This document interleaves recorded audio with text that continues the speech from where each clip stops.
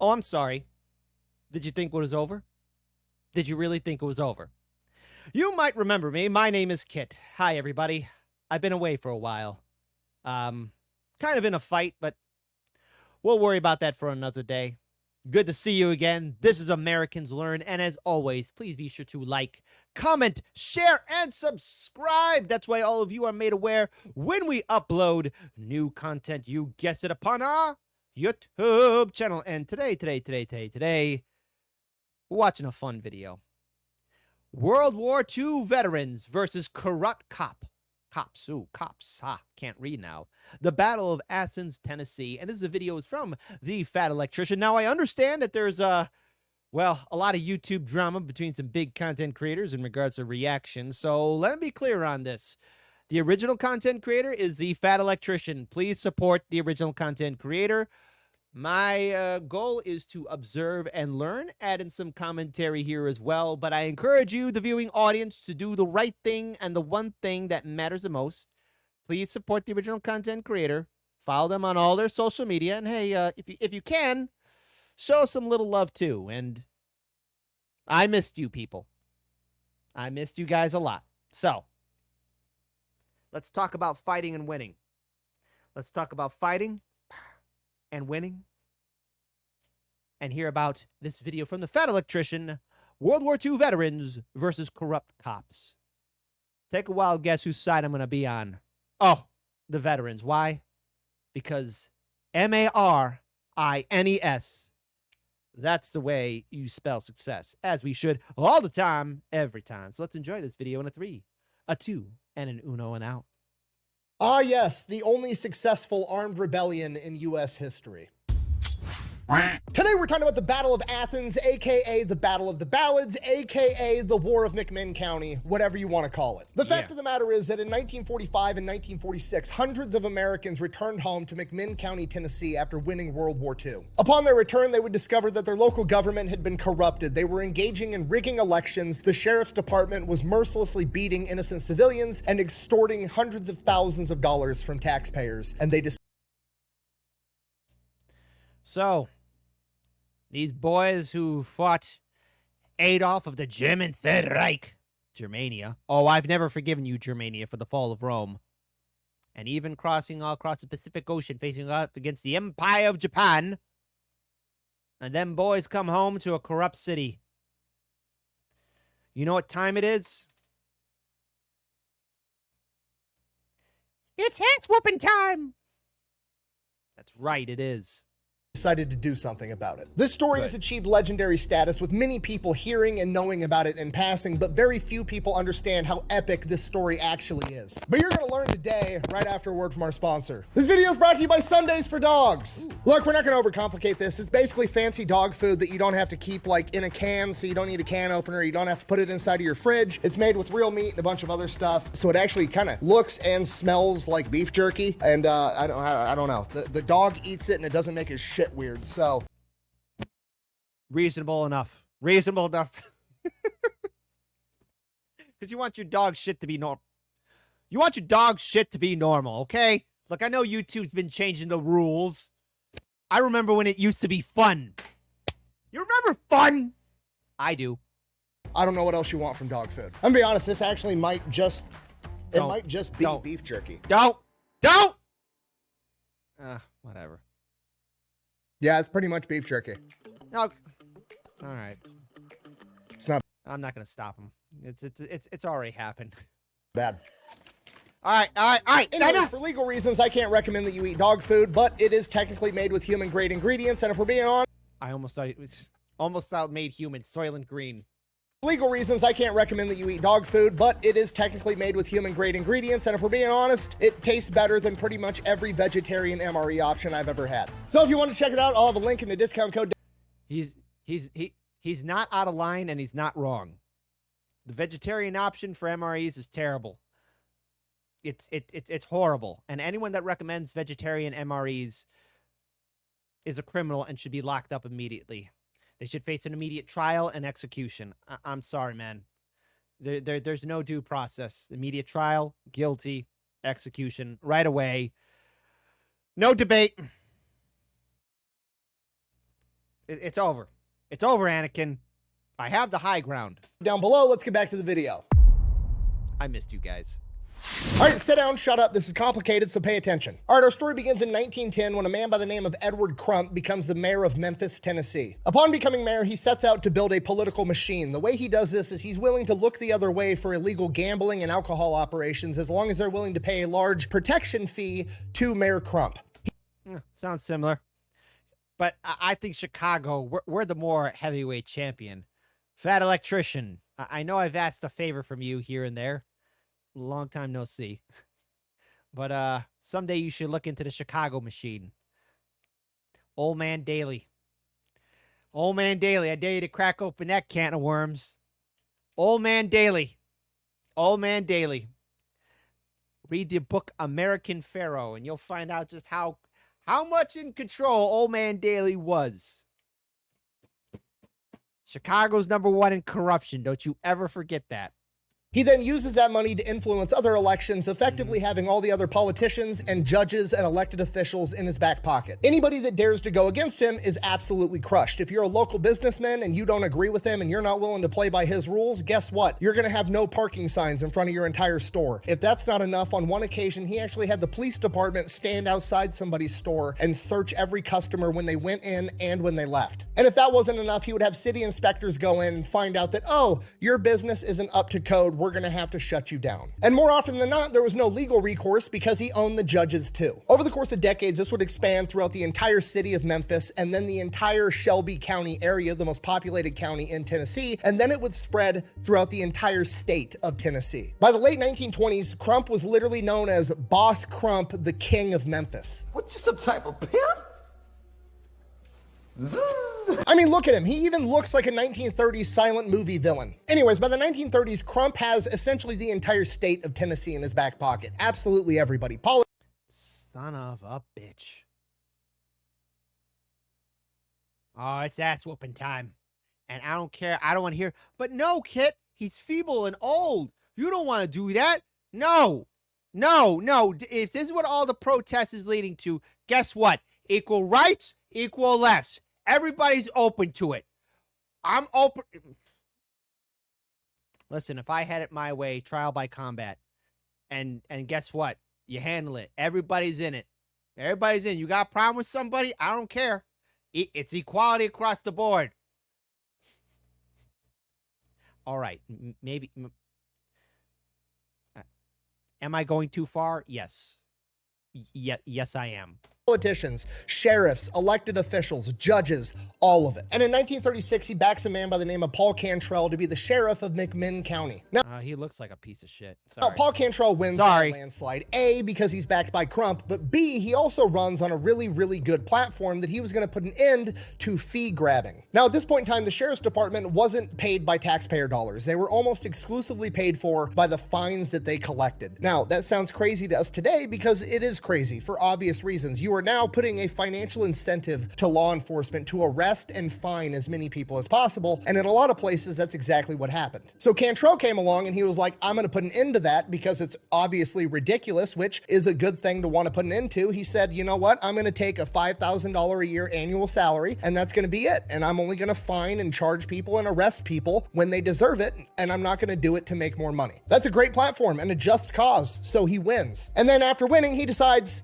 I'm not going to do that. I lied. So the McMinn... Like all politicians. Sorry, it's a little close to home here because I'm in Chicago and I deal with it all the time. I got a headache. County government steps in and is like, no, you ran on that platform. We're going to go ahead and make it a law that you're going to take this $5,000 a year salary, just like you said you would, and that's going to be that. So Cantrell ends up filing a lawsuit suing the county, and he wins because he's backed by Crump. So now he's allowed to keep fee grabbing, and he takes it to an absolute extreme. Anybody that was arrested for anything was charged a minimum of $16, and that was the fee for getting arrested, getting driven to court, being booked, going through the whole process. $6 went to the arresting officer, and the other 10 went into the sheriff's department and the court system. To put it into perspective, $16 at this point in time is about $300 today. Jesus! Arresting anyone for anything they felt like, including drunkenness. They would literally just walk somewhere and be like, hey, you look drunk, you're under arrest. This was the 1930s. There's no breathalyzer, there's no field sobriety test. Literally, the deputy says, I think you're drunk. Guess what? You're fucking drunk. Give me $300. In the first 4 years he was sheriff, Cantrell paid himself $56,000, which is over $1 million in today's money. That son of a bitch. See, that was the problem with prohibition. You know? Stopping the freedom of drinking.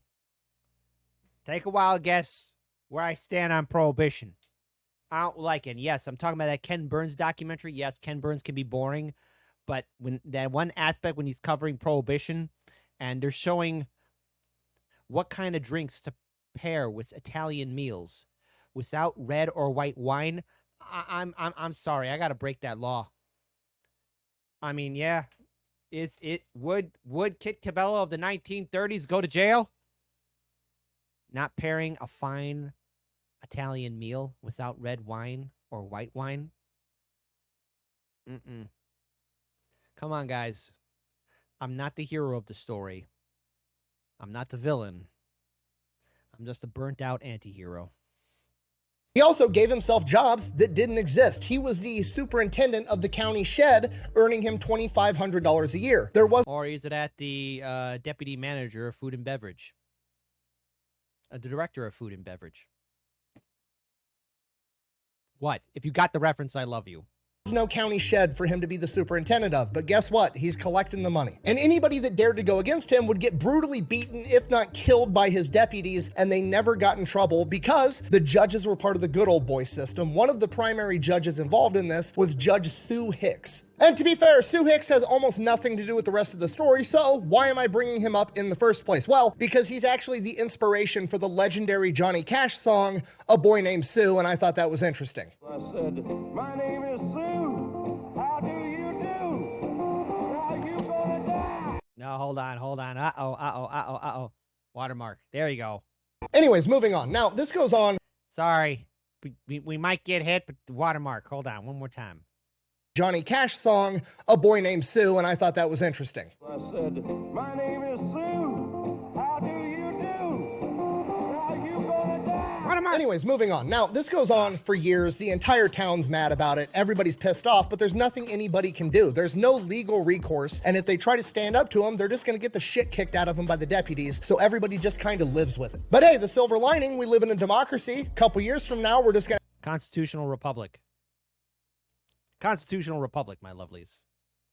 have another election and we'll vote this guy out. We'll get a new sheriff and hopefully that'll be a good guy. Well, next election rolls around and they rigged the entire thing. Now, at this point in time in Tennessee, they had a poll tax. Basically, you had to pay money if you wanted to exercise your right to vote, which sounds crazy to us today, but that's how it worked back then. And it also wasn't that big of a deal at this point in time because usually the Democrat and Republican parties were willing to pay the poll taxes for the voters to show up and vote. So basically, Ugh. I vote independent. That's right. Screw that. I vote independent. I'm not voting for Kodos or Kane. I'm voting third party. I'm voting third party. the party was fronting the bill for people to come in and vote. But the problem was is that you had to go pay your poll tax prior to the day of voting. So you had to go pay your poll tax and then have the valid receipt showing that you paid your poll tax and turn that in when you went to vote. But you had to pay that poll tax like months in advance. So what they would do is they would never publish or put out to the masses when the deadline to pay your poll tax was, unless you were in the know and they knew how you were going to be voting. Then they would let you know, hey, you got to buy your poll tax by this time. So they were essentially disenfranchising anybody that wasn't on their side. On top of that, dead people voted. People that didn't exist voted. Fantastic. All inclusive. The deputies got caught telling elderly people that if they didn't, quote, vote the right way, that their pensions would be held up. They also claimed that there was 1,500 absentee votes, which was a staggering number considering the neighboring county, Knox County, that had 6 times the population, had never reported more than 600 absentee ballots. In addition to that, nobody was allowed to observe or poll watch, and if they tried, they would get the shit kicked out of them by the deputies, and then they'd get arrested. So Cantrell obviously wins the next election because he rigged the entire thing. The people of McMinn County know that this is absolute bullshit. They're writing their state and federal politicians. The Department of Justice ends up launching an investigation in 1940. Nothing ever comes of it because Crump has connections in the federal government too. 1941 rolls around, Japan fucks around with America's boats, America enters World War II, and all the young men go off to war. Then in 1942, Cantrell decides his sheriff gig is too small for him. He's gonna run for Tennessee State Senate, and he's gonna appoint his right-hand man, Pat Mansfeld, to be the sheriff. Now, Hold on. Senate, and he's gonna appoint his right-hand man, Pat Mansfeld. Wow. Wow. To be the sheriff. Now, Cantrell is running against an incumbent politician, and this guy knows the ropes. He knows that Crump owns the entire state of Tennessee, and he knows that he's going to be backing Cantrell. So he pretty much immediately just drops out of the race, and Cantrell runs unopposed. The incumbent senator that dropped out of the race, a man by the name of Robert Lindsay, when asked why he didn't put up a fight, said, and I quote, "I have been elected to state senate from McMahon, Bradley, Roane, and Anderson counties for 3 terms, each time by fair and honest methods. I might be elected again, but if I do so, it would be necessary for my friends in Bradley, Roane, and Anderson to resort to the same kinds of methods my opposition has convinced me it will use in McMahon. I do not intend to use such methods." So in other words, it means, look, I don't want anything to go up my butt. That's probably it. Translation, I can't win unless I cheat, and I'm not gonna cheat. So Cantrell wins. That's no bueno. Becomes a state senator. From here, he goes about making it even easier to cheat in elections. What he does in McMinn County is he cuts it from 23 precincts, 23 voting locations throughout the county, down to 12, making it so people have to travel up to 20 miles to go vote. Bear in mind, this is the 1940s in rural Tennessee. People don't have cars, okay? People are walking to voting locations. They're riding fucking horses, okay? Would you travel 20 miles on horseback or walk 20 miles to go vote in a sheriff's election? In Legend of Zelda Breath of the Wild or Tears of the Kingdom, well, all right, maybe in Legend of Zelda Breath of the Wild or Tears of the Kingdom, just to look at the beautiful world. Is it wrong? All right, maybe so. Probably not, especially if you had to pay money and you didn't know when you had to pay the money and you don't have the fucking receipt. If I ain't getting down there, it ain't worth it. In addition to that, now that he's cut it down to 12 precincts instead of 23, now he can have more armed thugs there to intimidate people as they go to vote to make sure they're voting the right way. From here, 1942 election rolls around. They rig the entire thing. Pat Mansfield wins. DOJ investigates, comes up with nothing. 2 years later, same exact thing, 1944. They rig the election. DOJ investigates. Nothing gets done. Homecoming. Go get him, boys. Mess him up. September 25th, 1944, a Navy Seabee by the name of Earl Ford comes back home to McMinn County. He's in his Navy uniform still, just got home from the war, and he decides he's going to go out to the bar and have a good time in his military uniform. Now, to a normal person like you and me in 1944, seeing somebody in their Navy uniform coming home to the bar, you would probably think in your head, oh, it's a war hero coming home from the war. That's what a normal, sane, decent person would think. But to the deputies of McMinn County, all they saw was dollar signs because they know that he probably has a ton of money because he's been racking up and saving the entire time he was in military service, and they're going to arrest him and fine the shit out of him so they can make money. Upon leaving the bar, several deputies decide that they are going to engage Earl by hitting him in the back of the head with a club, not like, hey sir, why don't you come here so we can talk? Not, hey, I think you're drunk in public. No words were exchanged. They just hit him in the head. Obviously, he's dazed, doesn't know what's going on. He turns around and tries to put up a fight and, I don't know, maybe defend himself like any normal person would, not exactly resisting arrest when they open up by attacking you, at which point they draw a gun, shoot him in the chest, and kill him.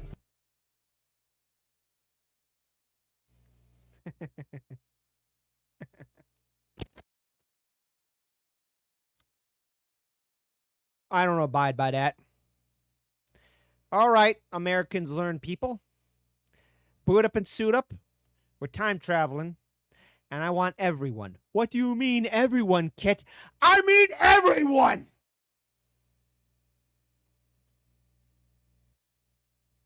We got to regulate on an MFer. Obviously, this upsets a lot of people in town that they just killed a young man coming home from the war, at which point the deputies claimed that he pulled a knife on them and tried to stab him, and they were forced to shoot him. None of the witnesses that were there corroborated that. He was in a Navy uniform that didn't have pockets, so they don't know where he would be able to conceal a knife. And when they asked where the knife was after the fact, after shooting him in the chest, somehow the knife that he would have had in his hand trying to stab the police officer allegedly wound up behind him and underneath his dead body. And of course, the deputies get away with it. The deputy that shot him didn't even get fired or reprimanded because he's one of the boys of the political system, and that's the way this shit works. We make our own luck. 1945 rolls around. World War II comes to a close. All of the young men from McMinn County that went off and fought all end up coming home. And the deputies just see more and more dollar signs, right? Anytime you see a young man between like 18 to 25, that guy served in the military, probably has a bunch of money. When World War II veterans left the service, they got mustering out pay, one big lump sum, so they know that they can just arrest these guys and find the shit out of them and make a ton of money. One of the first veterans to have a run-in with the deputies is Sergeant Bill White from the United States Marine Corps. This man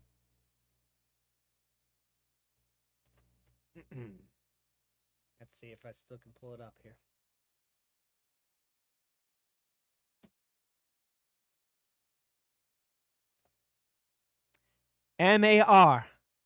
Marines. That's the way you spell success. fought on Guadalcanal and Tarawa, and then after that went on to become a jungle warfare instructor stateside. His dad sends him over to the rationing board because it's World War II, just got over, they still have all these rationing committees. They're rationing rubber, sugar, gasoline, all kinds of things that people need. You have to have ration stamps and everybody's only allowed to get so much. So dad sends his son Bill down to the rationing board to get 5 gallons of gas. Rationing board is like, no. And Bill's like, all right. So he goes to his buddy who had been in town longer and is like, hey, the rationing board basically just told me to fuck off when I wanted to get some gas. What's the deal? And he goes, oh, there's a deputy at the rationing board. You need to go pay him off and then he'll wave you through and the rationing board will give you whatever you want. So Bill goes over to the deputy, pays him $5. Deputy waves it off. He gets his 5 gallons of gas and he leaves. And Bill watches the deputy pocket the money. Bill has no idea what the fuck just happened. He's thrown off. So he goes home and tells his dad, who was a Cav scout in World War I, this story. And his dad's like, yeah, that's just how it is here now. And his dad proceeds to tell him this story about how he was on lunch break from work and he had a bottle of milk that he was drinking out of his lunch pail. And the deputy showed up, sniffed his milk and said there was alcohol in it and arrested him for being drunk and fined him $16, which was almost a week's pay for him. So Bill's pretty pissed off, obviously. And within a matter of months, pretty much every veteran that had returned home from the war was equally as pissed off because they were all being targeted by the sheriff's department because they knew that they had money. The deputies got so bold that they would go into bars, not wait outside for them to stagger out drunk. They would just go into bars and start arresting people for being drunk inside of a bar. I'm not angry, but I am pissed off. And the one thing I don't like is some bastard coming around ruining people's lives when they could be minding their own business and not putting them in some ridiculous bullshit. Sorry. Hits a little close to home. On multiple occasions, they would walk into a bar if there was like a dance or a big event and just arrest absolutely everybody there. Not because they were doing anything wrong, just because they wanted to get the money. So the veterans understandably started to get pretty pissed off and they would just start drinking in private. They'd have their own private parties that the deputies didn't know about so they could hang out with their friends in peace and not get arrested all the time. So all the veterans obviously wound up becoming really close friends. They all got together, they'd drink in private, they'd swap war stories. There's a guy by the name of John Fry who said he became the most powerful man in France for a couple weeks when his unit overtook a cognac distillery and he had all the liquor in France. So he was like, you know, the most powerful guy around. Good. Good for him. And I bet he was a fair and just ruler. All that cognac. The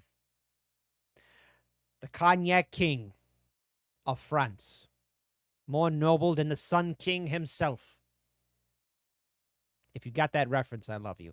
Wheeling and dealing with all of his booze. Carl Anderson told the story about how a German officer threatened to cut his finger off when he refused to give him his wedding ring. Tom Dooley would always bring his pet monkey that Germania. I'll never forgive it for what it did to Rome. he acquired while he was overseas and somehow smuggled back home to Tennessee. Aww. Like, it was just a group of crazy, incredible men that had awesome stories that wound up becoming friends and bonded over the fact I hope the monkey has a gun and shoots one of the corrupt sheriffs. No, I don't encourage violence, but it would be funny if, like, the monkey joins in the fight. Please let the monkey join the fight. Please let the monkey join the fight. Mr. Peanuts, look out. Time to regulate. Like it uses its tail and fires a 6-shooter. Come on, look. We all know Hollywood's going bankrupt, but I got ideas, coach. Put me in the game. No, seriously, I got ideas, please. that they were all being discriminated against for their service. And as time went on, they went from drinking and discussing war stories to talking about the current political climate and how to fix it. And as they talked to townspeople, they started to realize, oh, they're literally rigging the elections. They rigged 1942, 1944, and they're probably going to rig this next one in 1946. We need to do something. Yes. So they went to the only political opposition that the Cantrell Mafia had, a man by the name of Otto Kennedy, a local businessman that owned the tire shop in town, and he agreed to help him, and his tire shop became their new hangout. Leading up to the 1946 election, this group of veterans put out an ad in the paper reaching out to more veterans, basically saying if you were a veteran, and I quote, regardless of color or creed, if interested in cleaning up McMinn County and the return of good, clean, honest, and efficient government, don't fail to attend this event. Hundreds of veterans winded up showing up to this event, and they essentially pitched the idea to this crowd of veterans like, hey, look, regardless of whether you're a Democrat or a Republican or the color of your skin, we can all agree that this is fucked up and we need to restore order. We should band together and form a GI ticket, and we will run against Cantrell and all of his men and replace all of them. And they all agreed, and they picked their candidates. Sergeant Henry Knox, who had served 40 months overseas, agreed that he would run for sheriff. Major Frank Carmichael volunteered to run as treasurer. Captain Bill Hamby was going to be the clerk of the court, and Captain Charlie Pickle was going to be the register of deeds. They had just selected the GI. Yeah. Oh, that's what I missed, the Brotherhood.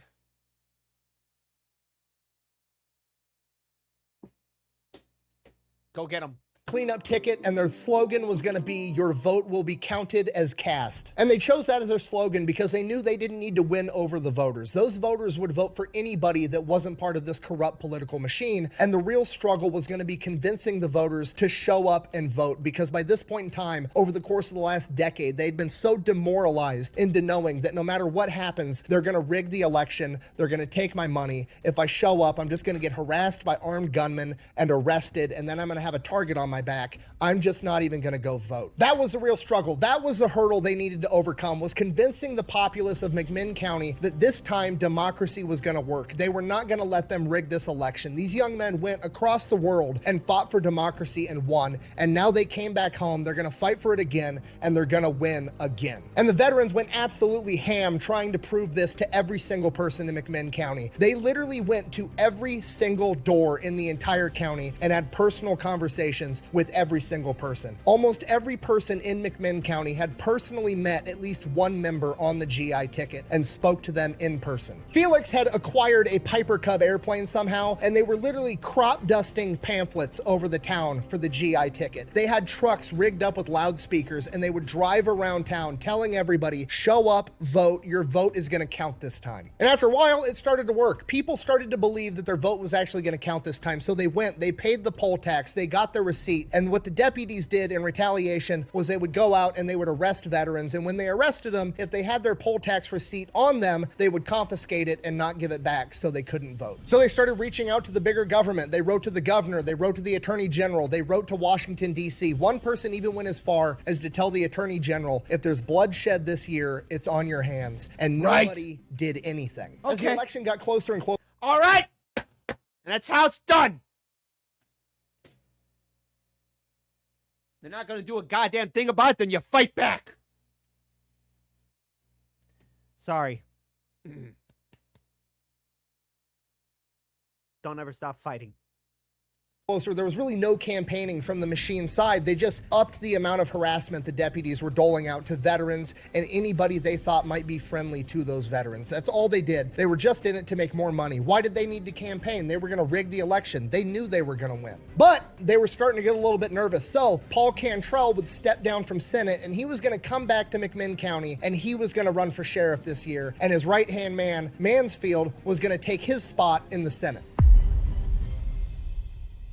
And then election day came, August 1st, 1946. And you got to realize it's just a small sheriff's department. They've only got like 30 deputies. There's hundreds of veterans. The veterans guaranteed that everybody would be safe going to the polls. And these armed thugs aren't going to be able to outmuscle the veterans. There's just not enough of them. And then a literal caravan of cars came into McMinn County and Athens, Tennessee. Cantrell had brought in over 250 armed men, any men that he could find, other deputies from other counties, police departments, prison guards. They even deputized some prisoners, a lot of which were literally violent criminals. At this point, the veterans know shit's about to hit the fan because Cantrell now has 250 armed men manning the 12 precincts. They are going to intimidate absolutely everybody. So the GIs got together and issued a statement over the radio to the people of McMinn County. Quote, "Go to your precincts, vote, and stick around all day to hear who wins. This is not old Germany. Hitler is not telling you how to vote. Don't be bothered by any scare campaign. Cantrell's henchmen may try. You will be safe at the polls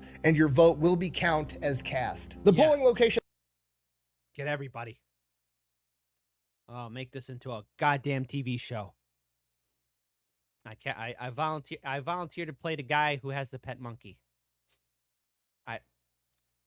I volunteer. I volunteer in case there's ever a role. I volunteer. I want to be the guy with the pet monkey. Open up at 9 a.m. and in Athens, Tennessee, the county seat where most of the voting is going to be taking place, there's 3 voting locations: the Dixie Cafe, the Waterworks, and the courthouse. And at every single location, there is hundreds of people standing outside at 9 a.m. waiting to vote. Lines literally wrapping around the block. This is going to be a record-breaking election. And as soon as the polls open, shit hits the fan immediately. The armed thugs are intimidating everybody. They're only letting people in small groups so they have control and intimidation. They're not letting anybody stick around to poll watch to make sure things are being done correctly. They're actively rigging the election and everybody knows it. And then one of the deputies by the name of Wendy Wise decides he's not going to let an elderly black gentleman by the name of Tom Gillespie vote. Tom isn't putting up with it. He's put up with enough shit his whole life. He's a black guy in the 1940s in the South. Like, he's seen some shit. He's not putting up with shit from this deputy. So he's like, no, I'm going to vote. It's my right. He goes to do it, and Wendy Wise proceeds to assault him with brass knuckles, and the situation devolves to him shooting Tom Gillespie. Now shit has officially hit the fan. Thank God Tom Gillespie survives, but that's not the point. The veterans said that you would be safe if you showed up and exercised your right as a citizen to vote, and these guys have now made the veterans a liar. And so this is what you got to do now. Get some cement shoes for those deputies, and give them a nice, cool swim in Lake Michigan. Oh, don't worry, Tennessee guys.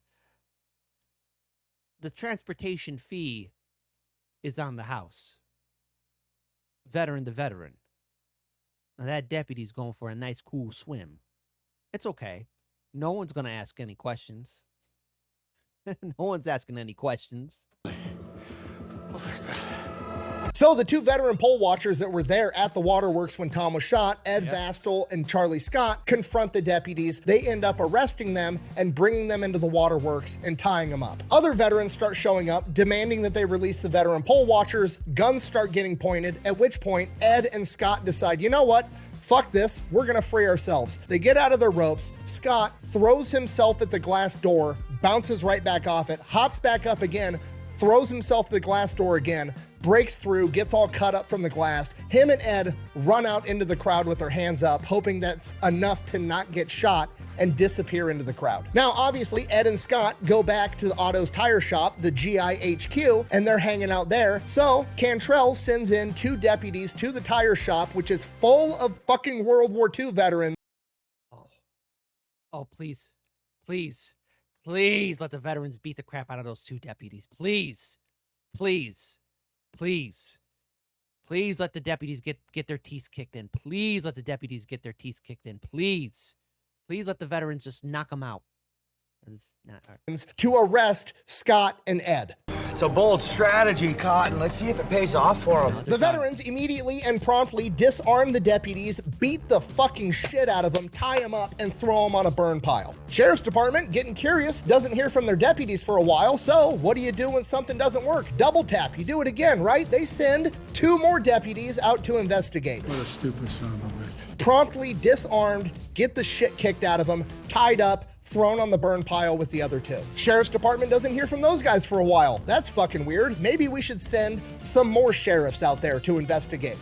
Double it! So they send a total of 4 deputies now out to a building full of World War II veterans in 1946. 3 of them get captured, disarmed, get the shit kicked out of them, and thrown on the burn pile, and 1 of them gets away. Cutting over to Otto Kennedy, he's been out of town all day trying to get the federal government or the state government to intervene to fix this situation. He shows back up to his tire shop, he sees 7 deputies tied up on a burn pile, and he's like, what the fuck is happening? They started it. They started it.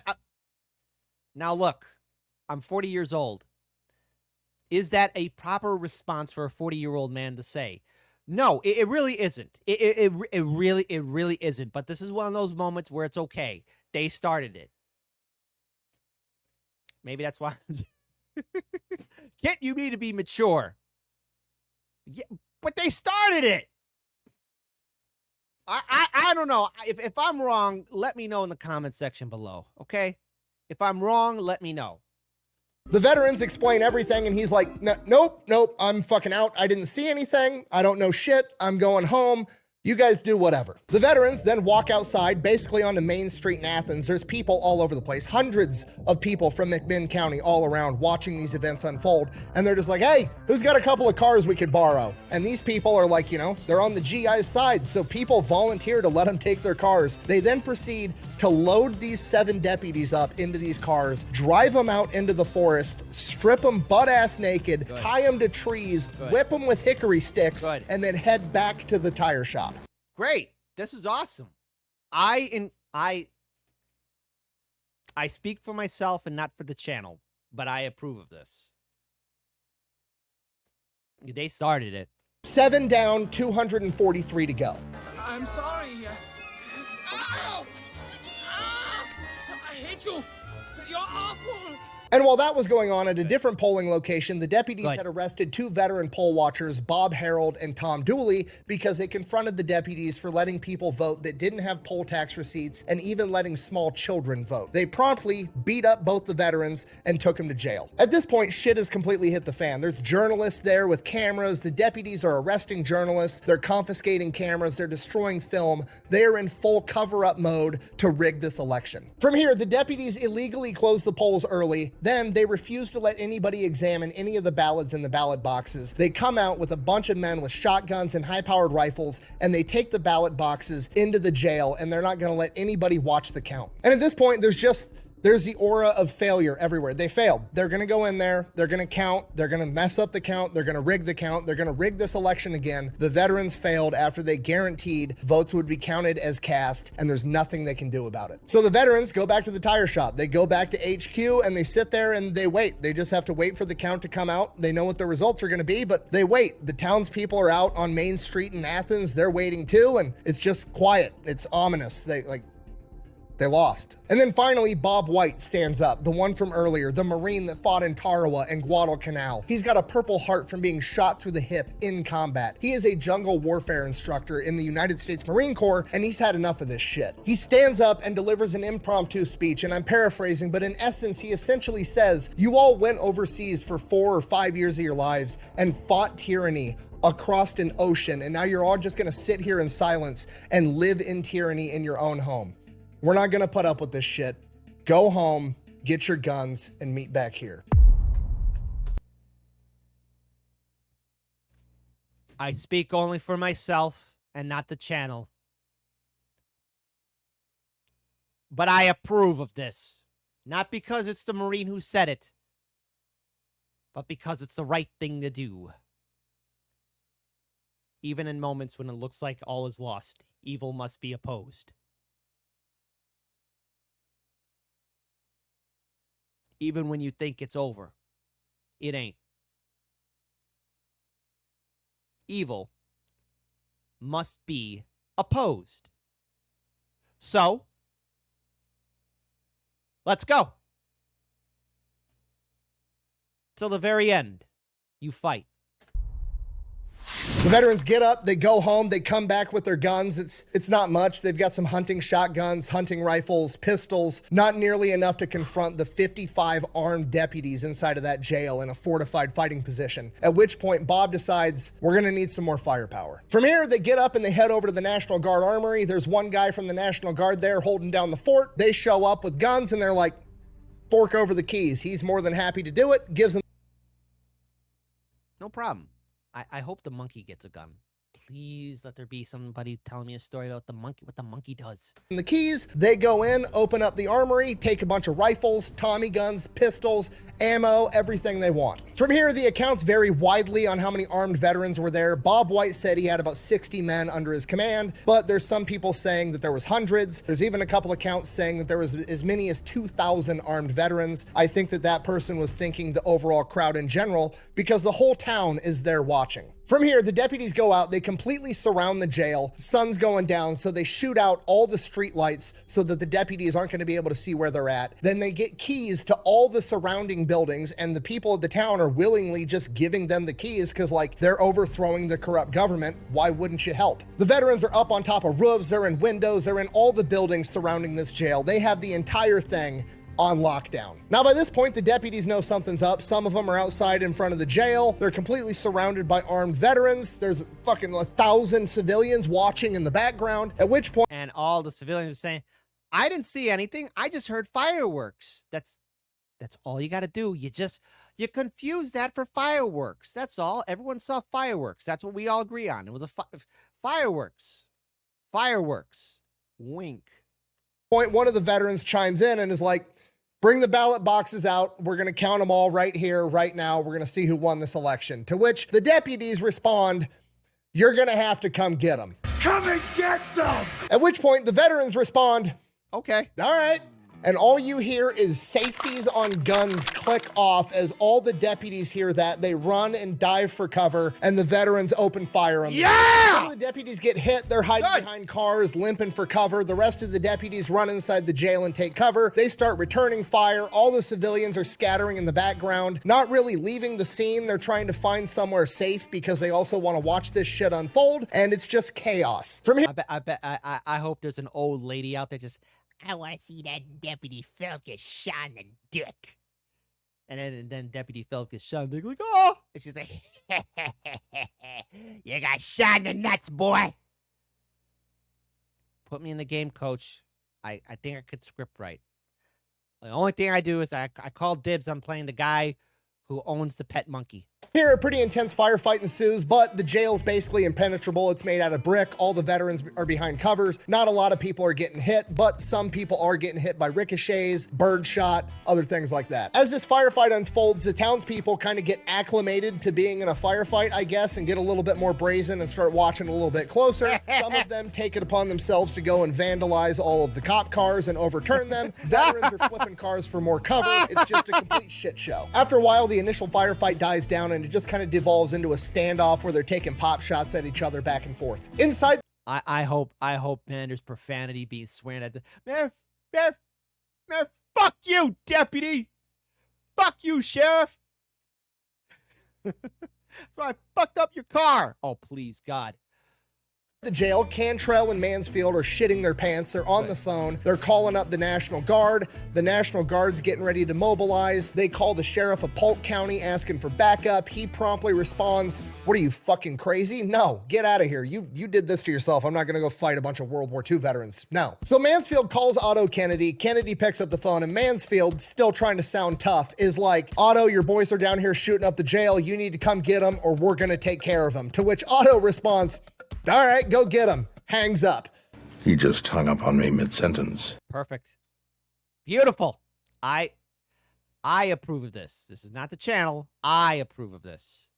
One of the veterans ends up finding out that the National Guard got called and they're going to mobilize, so he notifies the ringleader, Bob White, and Bob White is like, "All right, first things first, we're going to go cut the phone line to the jail so they can't do that shit again. Also, Don't tell anybody else. It's going to take hours for him to get here. I don't need you making everybody scared. Keep that shit under wraps. From here, Bob's kind of like, okay, well, National Guard's going to show up eventually. We should probably hurry this shit up. We should have a couple of hours. Let's go get some gasoline and some glass bottles and make us some Molotov cocktails, see if we can't convince them to leave the jail. So the veterans make Molotov cocktails, throw them at the jail. It's a brick building, not very effective. Fire burns out, not a big deal. At which point, one of the veterans is like, I work for the county and we got dynamite in the county shed. You want me to go get it? Fuck yeah, I do. While they're going to get the dynamite, they go and start rendering aid to some of the deputies that had been shot. I mean, they've been laying there for a couple hours moaning and groaning at this point. Yeah, just let them bleed out. I mean, no, save them, save them. One of the veterans actually gives a direct blood transfusion to the deputy, despite the fact that he's, you know, the enemy. It's not really his enemy. He's just doing what he has to do. And I think this is a cool part of the story where it's like, the veterans didn't want to do this. They were driven to do this. They want to cause as little damage as possible, and they're still caring about their enemy.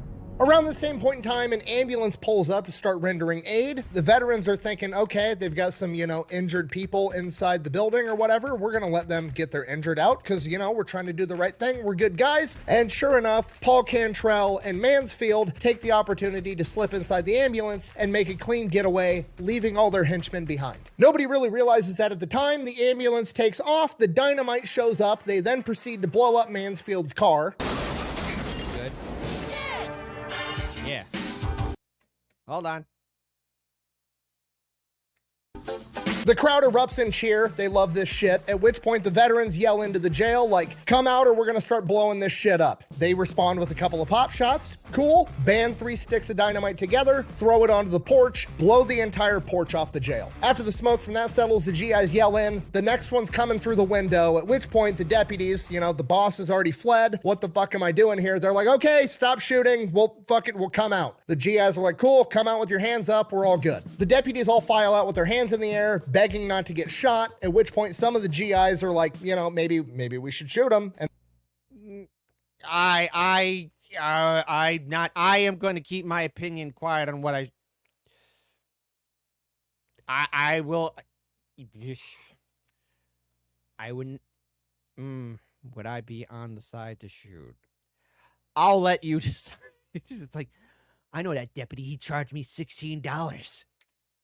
I got a $16 shot for him right now. And the crowd is like, fucking shoot him. The rest of the GIs are like, no, we're not fucking murdering people. Knock it off. So nobody ends up getting shot. Cantrell and Mansfield are missing. They refuse to tell him where the hell they went. They found out later that he escaped in the ambulance. God damn it! Now at this point, you gotta remember, there's 2,000 civilians that have been getting the shit kicked out of them for the past 10 years by these deputies and being extorted. And the crowd kind of, you know, moves in and has their chance to return the favor, which they absolutely do. Great. I support this.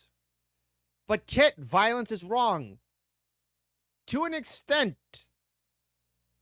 You gotta let the people get it out of their system. It's toxic. And Wendy Wise, the man that shot the elderly black gentleman earlier, got a special amount of attention. Wendy Wise did not arouse the friendlier instincts of the crowd. When the other deputies were released, he alone was held to answer charges.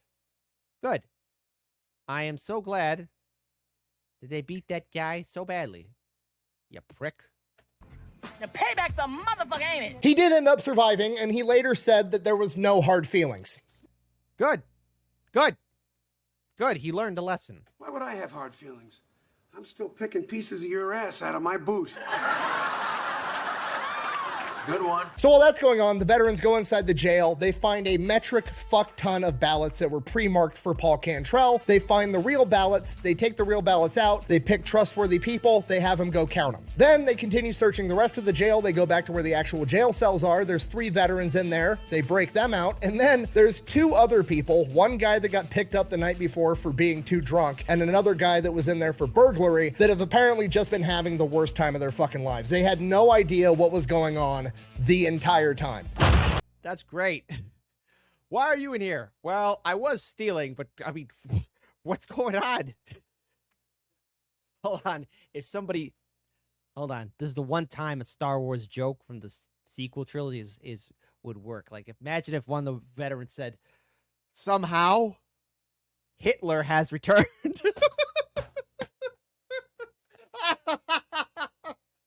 Somehow, Adolf Hitler has returned. He's back, and it's electric boogaloo style, baby.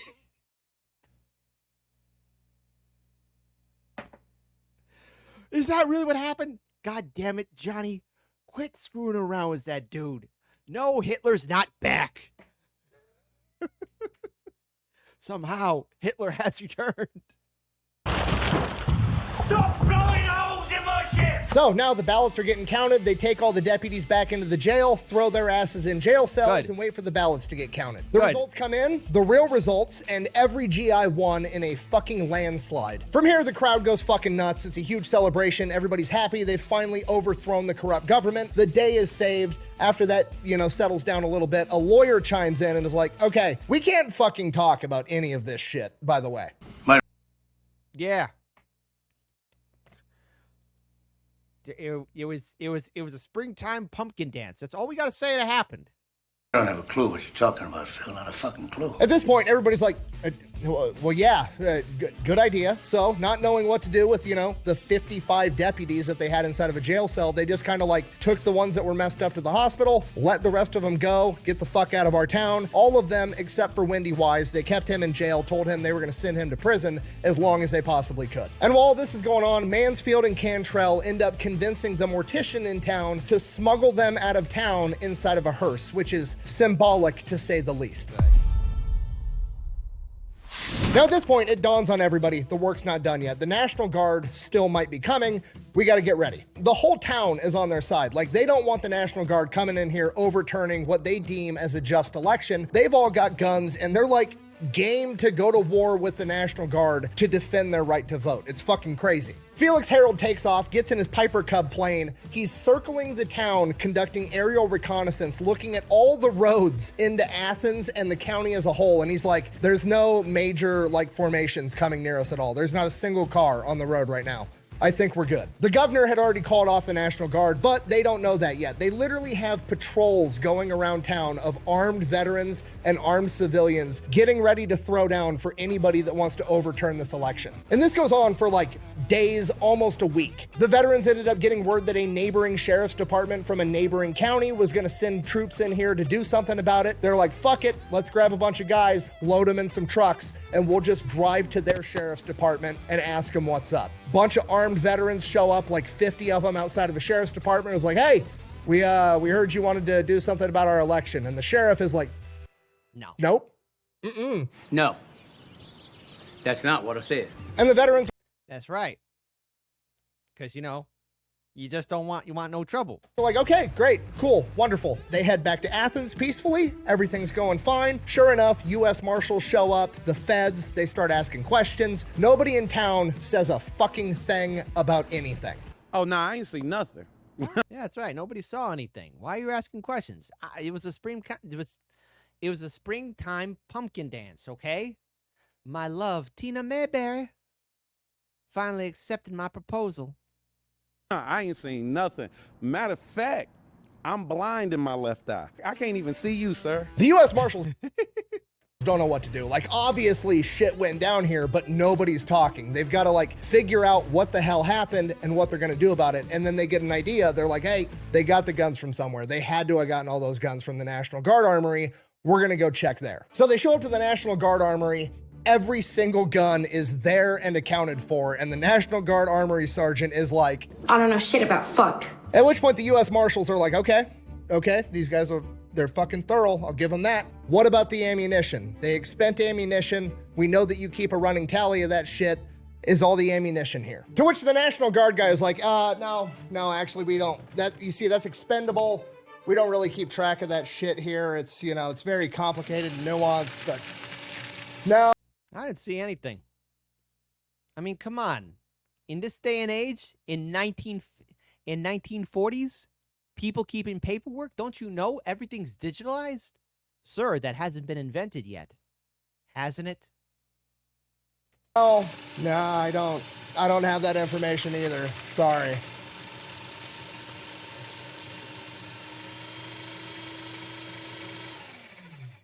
Anyways, have a nice day. The U.S. bye. Marshals are like, I have no fucking idea what to do. I have nothing to go off. So they just kind of fuck off. And then Judge Sue Hicks orders an investigation into every possible crime committed by everybody. The investigation yields absolutely nothing. He even gets the National Guard to conduct an internal investigation as to whether or not the weapons at the armory were used. And the National Guard is like, nope, definitely not used at all.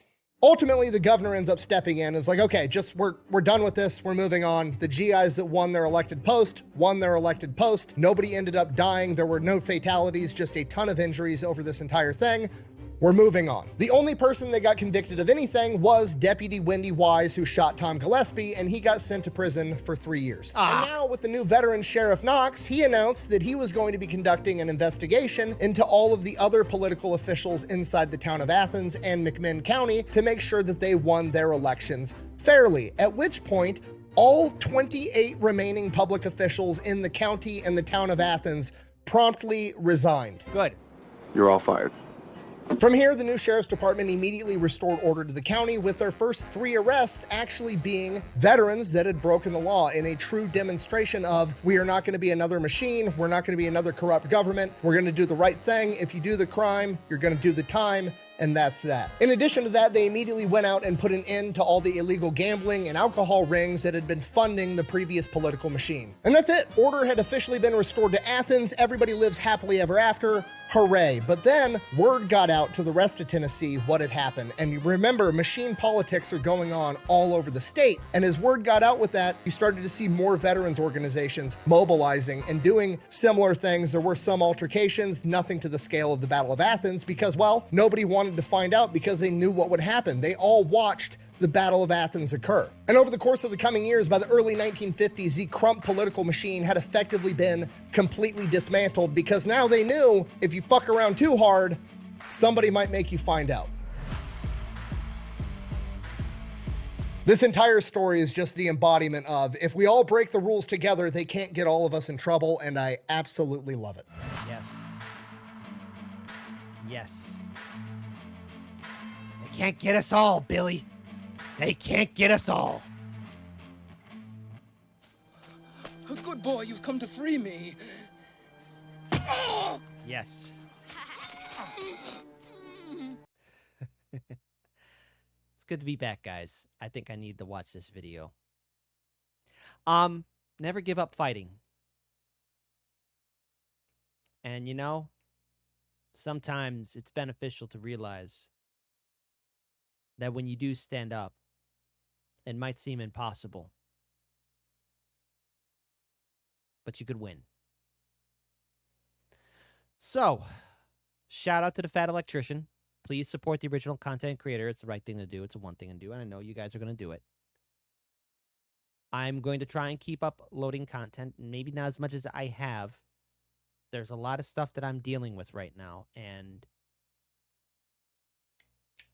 I'm not going to leave without saying properly goodbye again, okay? That's a Kit Cabello guarantee. But do me a favor.